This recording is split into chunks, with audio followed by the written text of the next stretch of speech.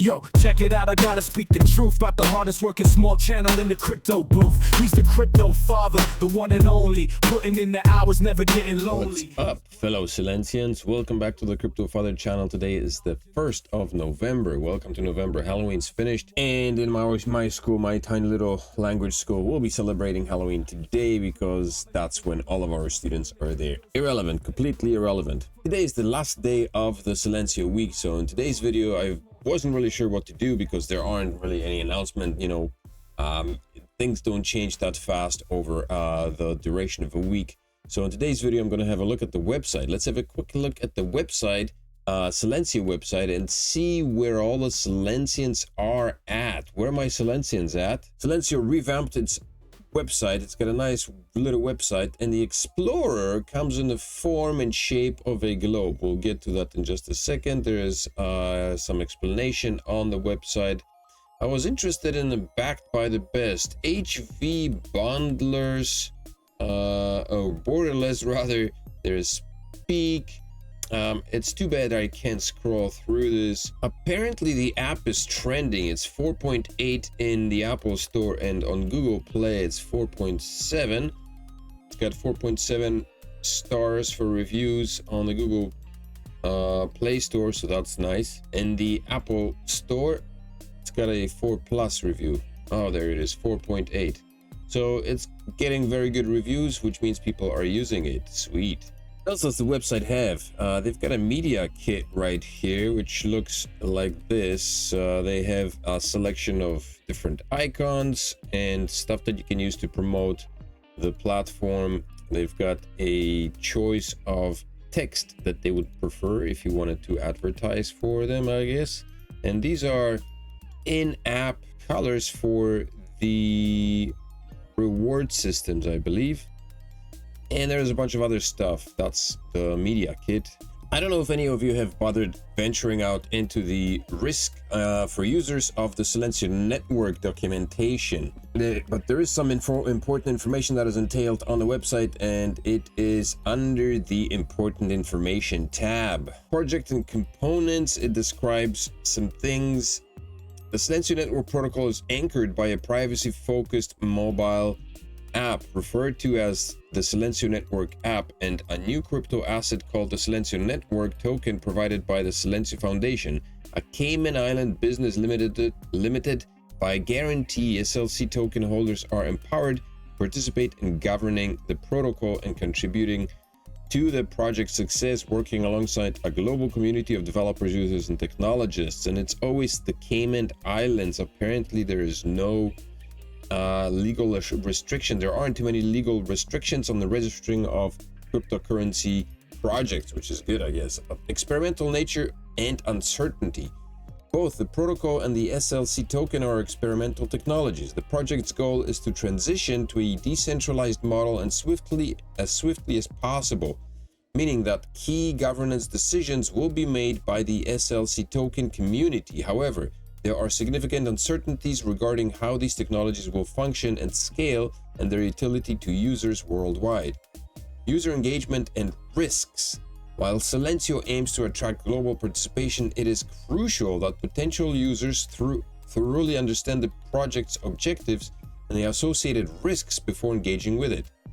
The project and the SLC token are intended for informed users who are of legal age and capable of assessing both the potential benefits and risks involved. I'd like to know what the risks are, so let's keep on reading. No guarantees and continuous development. The protocol is under continuous development and may not achieve widespread adoption or the necessary scale for sustained operation.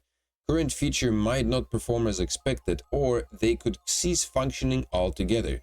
The technologies involved are new and in some cases untested, which introduces additional risks.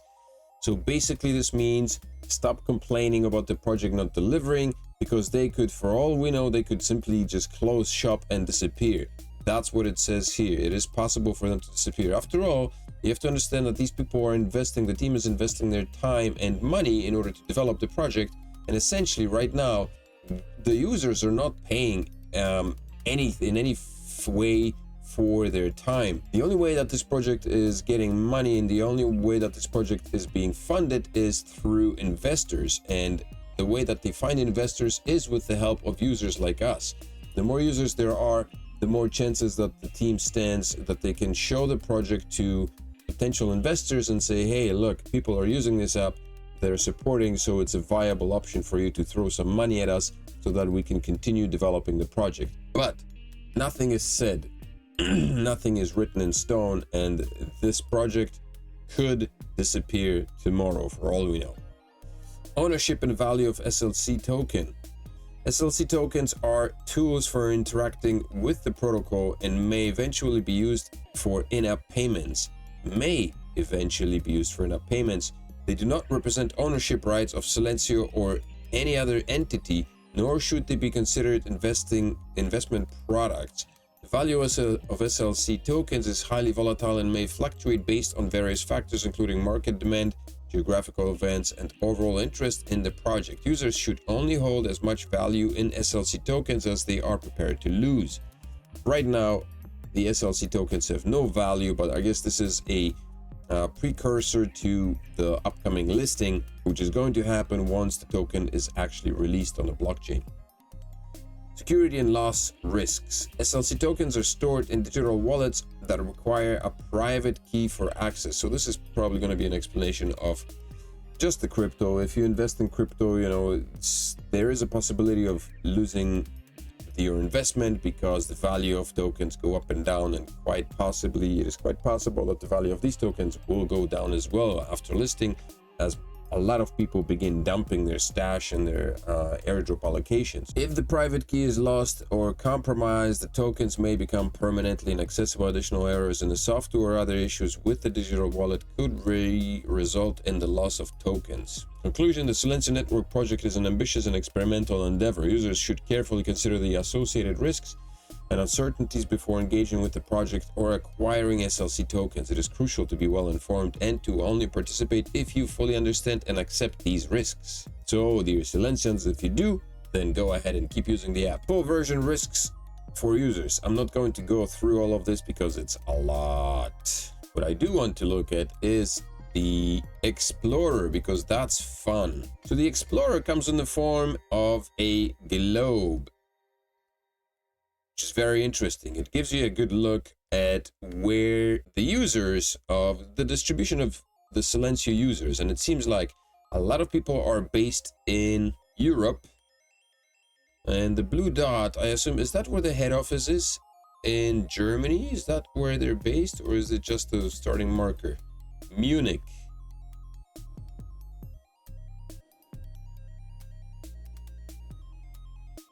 Not sure what this represents. Is this... Oh, this could be to... Oh, this is in 3D. Oh, I didn't realize that. That's wicked. Okay.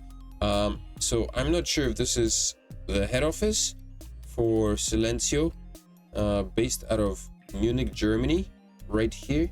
That could be it. In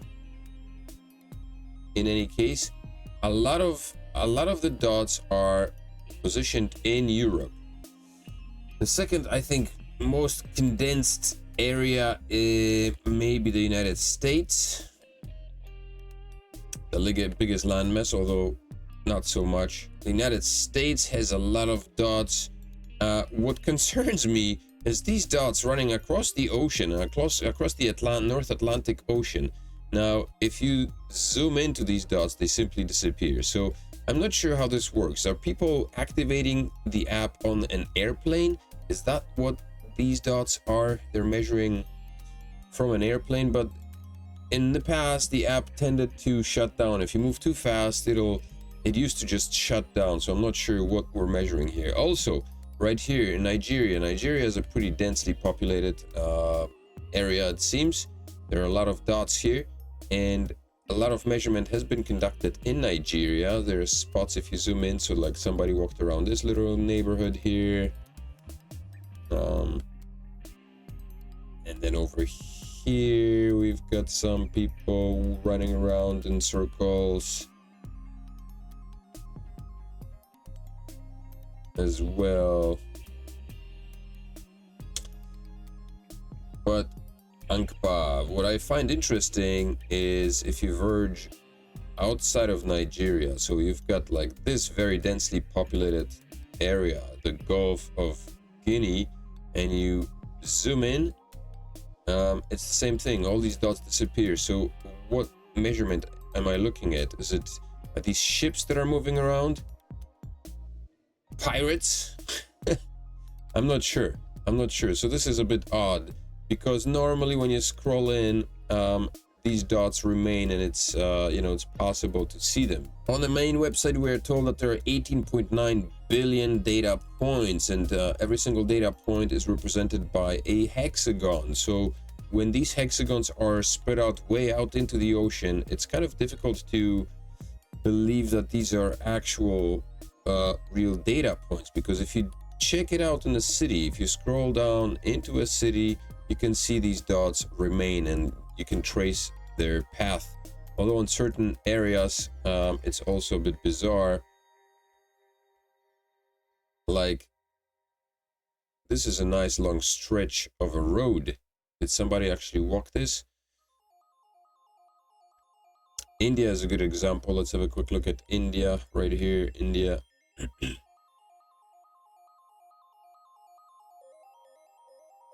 So some of these roads look like intercity connections. Like there's one road that goes all the way from here, all the way to this city, and then there's this massive stretch of a measurement that's been done between cities, and there's another one here. So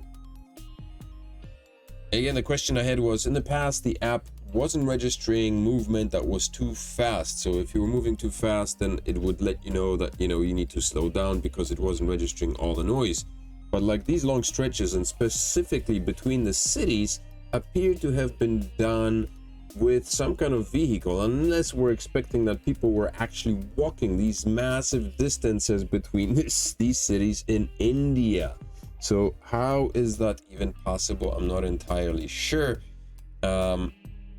because like I said, so I have not checked it out myself, but I did use Silencio in the past. Initially, when I first downloaded the app, I did use it in a car, and not moving, I would try to drive slowly, and even so, driving very slowly, the app would not register. Half the time it would stop recording. But so even riding on a bicycle should render it inactive due to the speed, because I mean regular walking speed is about 5 to 6 kilometers, maybe 10 kilometers an hour or something like that. And on a bicycle you certainly move faster than that.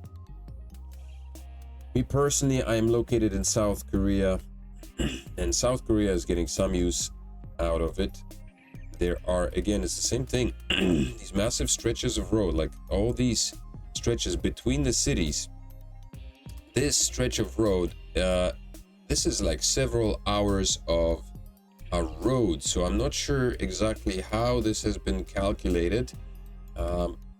Walking or maybe biking. Maybe there's some people who are biking these stretches, but on a bike you would have to stop every 30 minutes, because the measurements stop every 30 minutes. So this is a huge stretch of road, a long stretch of road that on which a measurement would have been conducted, and it's odd to see it here.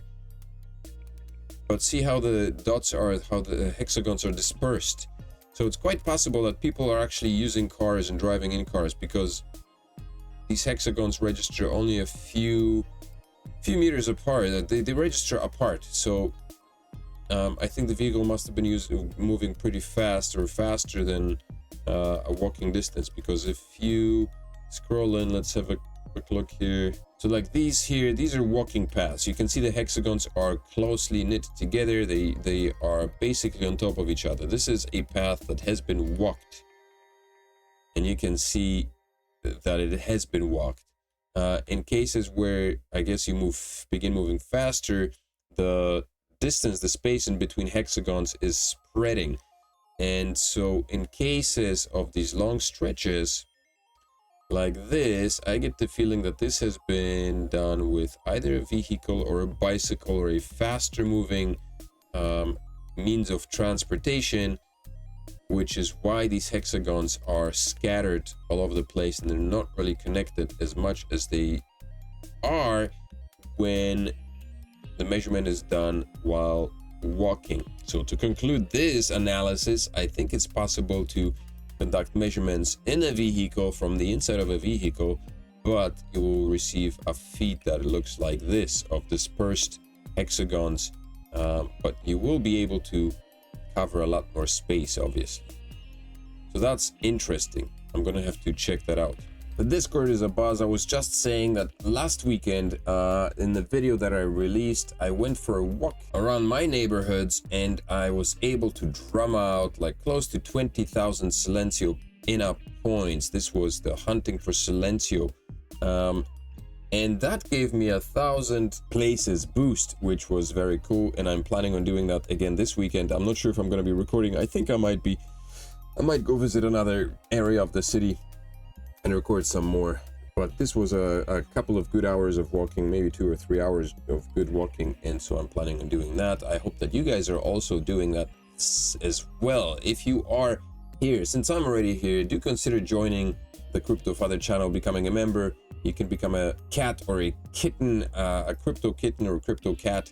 When you do become a member on the channel, you will receive access to badges, some custom emojis, and of course access to polls, chats, and new upcoming videos. But most importantly, you support the channel, and you know, which helps me with the production and continuation of the channel, because I'm doing it all for free. I'm a one-man show. I have been doing it for free for a very long time, so it's always good to know that there are people who support me and help me in the creation of the content. Also, don't forget, most importantly, don't forget to sign up for Silencio.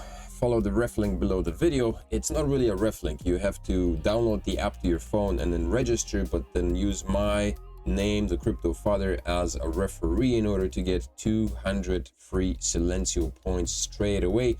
That to get you started. And also one last thing, consider getting yourself a Descent wallet. If you're looking for a swanky decentralized crypto wallet, then do consider the biometric wallet by Descent. You can get $130 off for the purchase of 2 of these wallets and $50 off for a single purchase. This wallet is the only biometric wallet with a display which rivals that of Tezos, and it's a pretty cool wallet. I made a review for this wallet. Check it out. I'm going to post the link somewhere below here, above here, and check it out if you're interested in getting that wallet. Please remember to smash up the likes, subscribe, and come back for another video sometime over the weekend or on Monday. I will see you then. Peace.